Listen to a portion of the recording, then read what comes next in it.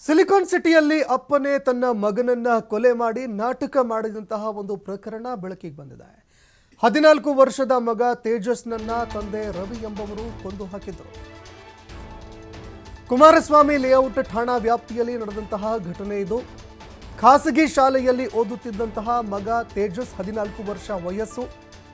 ಇತ್ತೀಚೆಗೆ ಶಾಲೆಗೆ ಹೋಗೋದಕ್ಕೆ ನಿರಾಕರಣೆ ಮಾಡಿದ್ರು. ಖಾಸಗಿ ಶಾಲೆಯಲ್ಲಿ ಓದ್ತಾ ಇರುವಂತಹ ಮಗ ಶಾಲೆಗೆ ಹೋಗೋದಕ್ಕೆ ನಿರಾಕರಣೆ ಮಾಡಿದ್ರು. ಶಾಲೆಗೆ ಹೋಗಂತ ಹೇಳಿದ್ದಕ್ಕೆ ಆ ಮಗ ಕೋಪ ಕೂಡ ಗೊಂಡಿದ್ರು. ಮೊಬೈಲ್ ಕೊಡಿಸುವಂತ ತನ್ನ ತಂದೆಯೊಂದಿಗೆ ಹಠ ಕೂಡ ಮಾಡ್ತಾ ಇದ್ರು. ಇನ್ನು ತೇಜಸ್ ಮೊಬೈಲ್ ಕೊಡಿಸುವಂತ ತನ್ನ ತಂದೆಯೊಂದಿಗೆ ಹಠ ಕೂಡ ಮಾಡ್ತಾ ಇದ್ರು.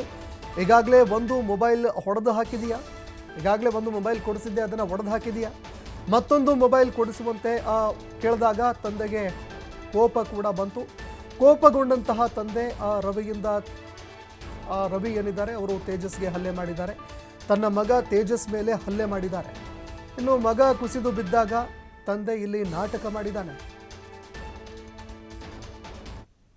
ಅದಾದ ನಂತರ ನಾಟಕ ಮಾಡ್ತಾ ಇದ್ದಂತಹ ತಂದೆ ತಾನೇ ಕೆಳಗಡೆ ಬಿದ್ದಿದ್ದಾನೆ ಅಂತ ನಾಟಕ ಮಾಡಿದಂತಹ ತಂದೆ ಅದಾದ ನಂತರ ಆಸ್ಪತ್ರೆಗೆ ಕರೆದುಕೊಂಡು ಹೋದಾಗ ಮಗ ತೇಜಸ್ ಸಾವನ್ನಪ್ಪಿದ್ದಾನೆ. ಇದಾದ ಬಳಿಕ ತಂದೆಯ ಆತನನ್ನು ಹೊಡೆದು ಹಾಕಿದ್ದಾನೆ, ಕೊಂದು ಹಾಕಿದ್ದಾನೆ ಎನ್ನುವಂತಹ ಒಂದು ಮಾಹಿತಿ ಪೊಲೀಸರಿಗೂ ಕೂಡ ಗೊತ್ತಾಗುತ್ತೆ. ಅದಾದ ನಂತರ ರವಿಯನ್ನ ಪೊಲೀಸ್ ಅಧಿಕಾರಿಗಳು ಕುಮಾರಸ್ವಾಮಿ ಲೇಔಟ್ನ ಪೊಲೀಸರು ವಶಕ್ಕೆ ಪಡೆದುಕೊಂಡಿದ್ದಾರೆ. ವಶಕ್ಕೆ ಪಡೆದುಕೊಂಡಂತಹ ಪೊಲೀಸರು ತನಿಖೆ ಕೂಡ ಮುಂದುವರಿಸಿದ್ದಾರೆ. ಇನ್ನು ಆ ಮೊಬೈಲ್ ಕೊಡಿಸಲೇಬೇಕು ಅಂತ ಮಗ ಹಠ ಹಿಡಿದಿದ್ದಕ್ಕೆ ತನ್ನ ತಂದೆಗೆ ಮಗನನ್ನು ಹೊಡೆದು ಹಾಕಿರುವಂತಹ ಘಟನೆ. ಇನ್ನು ಏನೋ ಕೋಪಗೊಂಡು ಆ ಮಗನಿಗೆ ಹೊಡೆದ್ರೆ ಅಲ್ಲೇ ಕುಸಿದು ಬಿದ್ದಂತಹ ಮಗ ಆಸ್ಪತ್ರೆಗೆ ಕರೆದುಕೊಂಡು ಹೋಗುವಂತಹ ಮಾರ್ಗ ಮಧ್ಯದಲ್ಲಿ ಸಾವನ್ನಪ್ಪಿದ್ದಾರೆ. ಹೀಗಾಗಿ ತನ್ನ ಮಗನ ಒಂದು ಹತ್ಯೆ ಕೇಸ್ನಲ್ಲಿ ರವಿ ಎಂಬ ಆರೋಪಿ ತಂದೆಯನ್ನು ಅಧಿಕಾರಿಗಳು ಅರೆಸ್ಟ್ ಮಾಡಿದ್ದಾರೆ. ಕುಮಾರಸ್ವಾಮಿ ಲೇಔಟ್ನ ಪೊಲೀಸರು ರವಿ ಎಂಬ ಆರೋಪಿ ತಂದೆಯನ್ನು ಅರೆಸ್ಟ್ ಮಾಡಿ ಇದಕ್ಕೆ ಸಂಬಂಧಪಟ್ಟಂತೆ ತನಿಖೆ ಮುಂದುವರಿಸಿದ್ದಾರೆ.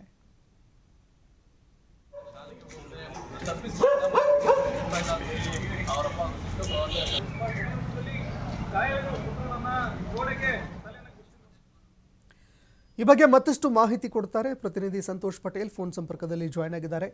ಸಂತೋಷ್ ಪಟೇಲ್, ತನ್ನ ಮಗನನ್ನೇ ತಂದೆಯೊಬ್ಬ ಕೊಲೆ ಮಾಡಿರುವಂತಹ ಘಟನೆ ಯಾವಾಗ ಈ ಮಾಹಿತಿ ಹೊರಬಿತ್ತು? ಈ ಬಗ್ಗೆ ಮತ್ತಷ್ಟು ಮಾಹಿತಿ ಕೊಡೋದಾದ್ರೆ. ಏನು ನಿನ್ನೆ ಘಟನೆ ನಡೆದಿದ್ರೆ ಇವತ್ತು ತಡವಾಗಿ ಬೆಳಕಿಗೆ ಬಂದಿರುವಂತದ್ದು. ಅಪ್ಪನೇ ಮಗನನ್ನೇ ಹತ್ಯೆ ಮಾಡಿರುವಂತಹ ಘಟನೆ ಇದು. ಈಗಾಗಲೇ ಅಪ್ಪ ರವಿಕುಮಾರ್ ಏನಿದ್ದಾನೆ ಆತನ ಕುಮಾರಸ್ವಾಮಿ ಲೇಔಟ್ ಪೊಲೀಸರು ಬಂಧನ ಮಾಡಿರುವಂತದ್ದು. ನಿನ್ನೆ ಬೆಳಗ್ಗೆ ಸುಮಾರು 8 ಗಂಟೆ ವೇಳೆಗೆ ಮಗ ಮೊಬೈಲ್ ಕೊಡಿಸ್ಲಿಲ್ಲ ಅಂತೇಳಿ ಶಾಲೆಗೆ ಹೋಗೋದಿಲ್ಲ ಮತ್ತೆ ಮೊಬೈಲ್ ಕೊಡಿಸ್ಬೇಕು ಅಂತೇಳಿ ಆಟವನ್ನು ಹಿಡಿದಿರ್ತಾನೆ. ಹಿಂದೆ ಕೂಡ ಒಂದು ಮೊಬೈಲ್ ಅನ್ನ ಕೊಟ್ಟಂತ ಮೊಬೈಲ್ ಅನ್ನ ಕಳ್ಕೊಂಡಿರ್ತಾನೆ, ಹೊಡೆದಾಕಿರ್ತಾನೆ. ಈ ಕಾರಣಕ್ಕಾಗಿ ಆತನಿಗೆ ಯಾಕೆ ಮೊಬೈಲ್ ಬೇಕು ಅಂತೇಳಿ ಕೊಡ್ಸಿರೋದಿಲ್ಲ. ಯಾಕಂದ್ರೆ ಅದ್ರ ಜೊತೆಗೆ ಇವರು ಬಡ ಕುಟುಂಬದಿಂದ ಬಂದಿರುವಂತದ್ದು. ಇಡೀ ಕುಟುಂಬದಲ್ಲಿ ಏನೋ ಅಪ್ಪ ಕುಡಿದು ಕಂಠಪೂರ್ತಿ ಮನೆಯಲ್ಲಿ ಏರಿಯಾದಲ್ಲಿ ಓಡಾಡ್ಕೊಂಡಿದ್ದೆ. ತಾಯಿ ಗಾರ್ಮೆಂಟ್ಸ್ಗೆ ಹೋಗಿ ಕೆಲಸವನ್ನ ಮಾಡ್ತಿದ್ರು. ಸುಮಾರು 14 ವರ್ಷದ ಮಗನ ಶಾಲೆಗೆ ಹೋಗ್ಲಿಕ್ಕೆ ಹೇಳಿದೆ, ಶಾಲೆಗೆ ಹೋಗದೆ ಮನೆ ಬಳಿ ಇದ್ದ. ಅದರ ಜೊತೆಗೆ ಇದನಿಗೆ ಹುಡುಗರ ಸಹವಾಸ ಹೆಚ್ಚಾಗಿತ್ತು ಅಂತೇಳಿ ಅವ್ರ ಅಪ್ಪ ಕೋಪವನ್ನ ಮಾಡ್ಕೊಂಡಿದ್ದ. ಸೊ ಇದೇ ಕಾರಣಕ್ಕಾಗಿ ಅಪ್ಪ ಮಗನ ನಡುವೆ ಜಗಳ ಆಗಿತ್ತು. ತಾಯಿ ಕೆಲ್ಸಕ್ಕೆ ಆಗಾಗ್ಲೇ ಹೊರಟಿದ್ರು ಮನೆಯಿಂದ. ಸೊ ಅವರು ಕೂಡ ಮನೆಯಲ್ಲಿಲ್ಲ. ಈ ವೇಳೆ ಅಲ್ಲೇ ಇದ್ದಂತ ಬ್ಯಾಟ್ ಅನ್ನ ತೆಗೆದುಕೊಂಡು ಮಗನಿಗೆ ಹಲ್ಲೆಯನ್ನ ಮಾಡ್ತಾನೆ. ಇದಾದ ನಂತರ ಆತನ ಕತ್ತನ್ನ ಹಿಡ್ಕೊಂಡು ಹೋಗಿ ಗೋಡೆಗೆ ಹೊಡಿಸುವಂತದ್ದು. ಅದಾದ ಬಳಿಕ ಆ ಮಗ ಅಲ್ಲೇ ಕುಸ್ತು ಬೀಳ್ತಾನೆ. ಬಿದ್ದ ನಂತರ ಈತ ಮನೆಗೆ ಹೋಗುವಂತದ್ದು. ಮನೆ ಒಳಗಡೆ ಹೋಗಿ ರೂಮ್ ನಲ್ಲಿ ಆರೋಪಿ ರವಿಕುಮಾರ್ ಮಲಗ್ತಾನೆ. ಮಲಗಿದ ಬಳಿಕ ಸುಮಾರು ಮಧ್ಯಾಹ್ನದವರೆಗೂ ಕೂಡ ಆತನು ಇದ್ದು ಬಂದು ನೋಡುದಿಲ್ಲ. ಈತನು ಕೂಡ ಹಲ್ಲೆ ಒಳಗಾಗಿ ನೋವಿನಿಂದ ಮನೆ ಒಳಗಡೆ ಹೋಗಿ ಈತನು ಕೂಡ ಮನೆಯಲ್ಲೇ ಇರ್ತಾನೆ. ಇದೇ ನೋವಿನಿಂದ ನಳಿನಲ್ಲಿ ಸುಮಾರು ಮಧ್ಯಾಹ್ನದ ವೇಳೆಗೆ ಆತ ಪ್ರಾಣವನ್ನು ಬಿಟ್ಟಿರ್ತಾನೆ. ಮಧ್ಯಾಹ್ನ ಆದ್ರೂ ಕೂಡ ಯಾವಾಗ ಮಗ ಏನು ಮಾತನಾಡೋದಿಲ್ಲ, ಆಚೆ ಬರೋದಿಲ್ಲ. ಈ ವೇಳೆ ಅಪ್ಪ ಬಂದು ನೋಡುವಂತದ್ದು. ಈ ಸಂದರ್ಭದಲ್ಲಿ ಆತ ಯಾವುದೇ ರೀತಿಯ ಮೂವ್ಮೆಂಟ್ ಗಳನ್ನು ಮಾಡದೇ ಇದ್ದಾಗ ಸ್ಥಳೀಯರ ಸಹಾಯವನ್ನ ಪಡ್ಕೊಂಡು ತಕ್ಷಣ ಆಸ್ಪತ್ರೆಗೆ ಕರೆದುಕೊಂಡು ಹೋಗ್ತಾರೆ. ಆದ್ರೆ ಪೊಲೀಸರು ವೈದ್ಯರು ಆಗಾಗ್ಲೇ ಈತ ಬ್ರಾಡ್ ಡೆಡ್ ಆಗಿದ್ದಾನೆ ಅಂತ ಹೇಳಿ ಮಾಹಿತಿಯನ್ನು ಕೊಡ್ತಾರೆ. ಸುಮಾರು 1 ಗಂಟೆಗೆ ಮೊದಲೇ ಈತ ಪ್ರಾಣವನ್ನ ಬಿಟ್ಟಿದ್ದಾರೆ ಅಂತ ಹೇಳಿದ ನಂತರ ಅದನ್ನ ತೆಗೆದುಕೊಂಡು ಬಂದು ಇನ್ನ ಪೊಲೀಸ್ಗೆ ವಿಚಾರ ಗೊತ್ತಾದ್ರೆ ಪ್ರಕರಣ ದಾಖಲಾಗುತ್ತೆ.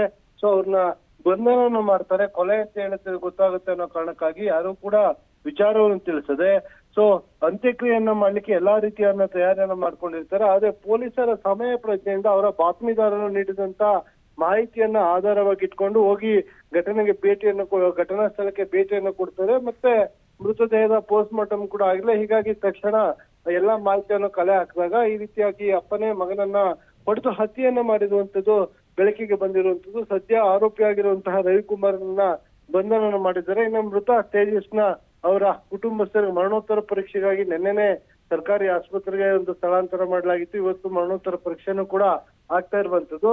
ಎಲ್ಲ ಒಂದ್ ಕಡೆ ಕೋಪದ ಕೈಗೆ ಬುದ್ಧಿಯನ್ನು ಕೊಟ್ಟು ಅಪ್ಪ ಮಗನಿಗೆ ಹಲ್ಲೆ ಮಾಡಿ ಮೃತ ಕೊಟ್ರೆ, ಮತ್ತೊಂದು ಕಡೆ ಪೊಲೀಸರಿಗೆ ಯಾವುದೇ ಮಾಹಿತಿಯನ್ನು ಗೊತ್ತಾಗದ ರೀತಿಯಲ್ಲಿ ಅಂತ್ಯ ಸಂಸ್ಕಾರವನ್ನ ಮಾಡ್ಲಿಕ್ಕೆ ಪ್ರಯತ್ನ ಪಡ್ತಾರೆ. ಆದ್ರೆ ಪೊಲೀಸರ ಸಮಯ ಪ್ರಜ್ಞೆಯಿಂದ ಒಂದು ಕೊಲೆ ಪ್ರಕರಣ ಬಯಲಿಗೆ ಬಂದಿರುವಂತದ್ದು. ಇನ್ನು ಪ್ರಕರಣ ದಾಖಲು ಮಾಡಿಕೊಂಡು ಕುಮಾರಸ್ವಾಮಿ ಲೇಔಟ್ ಪೊಲೀಸರು ತನಿಖೆಯನ್ನು ಮುಂದುವರಿಸಿರುವಂತದ್ದು. ಸಂತೋಷ್, ಧನ್ಯವಾದಗಳು ಸಂತೋಷ್ ಪಟೇಲ್ ನಿಮ್ಮೆಲ್ಲ ಮಾಹಿತಿಗೆ. ಪಕ್ಕದ ರೋಡಲ್ಲಿ ನಮ್ಮ ವಾಸ ಇರೋದು. ನಮಗೆ ಯಾವಾಗ ಈ ವಿಷಯ ಬೆಳಕಿಗೆ ಬಂದಿದೆ ಅಂತಂದ್ರೆ ಯಾವಾಗ ಪೊಲೀಸ್ ಗಾಡಿಗಳೆಲ್ಲ ಜಾಸ್ತಿ ಬಂತು ಇದು ಬಂದಾಗ ನಾವಿಲ್ಲಿ ಬಂದು ನೋಡ್ವಿ ಏನಾಗಿದೆ ಅಂತ ನೋಡಿದಾಗ ಒಳಗಡೆ ನೋಡಿದಾಗ ಅಲ್ಲಿ ಹುಡುಗ ಮಲಗಿಸಿದ್ರು. ಆಮೇಲೆ ಅವ್ರ ತಾಯಿ ಆಚೆ ಹೇಳ್ತಾ ಇದ್ರು. ಆಮೇಲೆ ಪೊಲೀಸರೆಲ್ಲ ಅವರು ಅವರು ಇದರಲ್ಲಿ ವಿಚಾರಣೆ ಮಾಡ್ತಾ ಇದ್ರು. ಅದಾದ್ಮೇಲೆ ನಾವು ಒಳಗಡೆ ಇಲ್ಲಿ ಸ್ಥಳೀಯರು ಮಾಜ ಇರ್ಬೇಕಾಗಿಲ್ಲ ಸರ್. ಅಲ್ಲ ಹೋಗಿ ನೋಡಿದಾಗ ಅವರು ಸ್ವಲ್ಪ ಇಲ್ಲಿ ಗಾಯ ಇದ್ದಂಗೆ ಅಂತ ಅನಿಸ್ತು.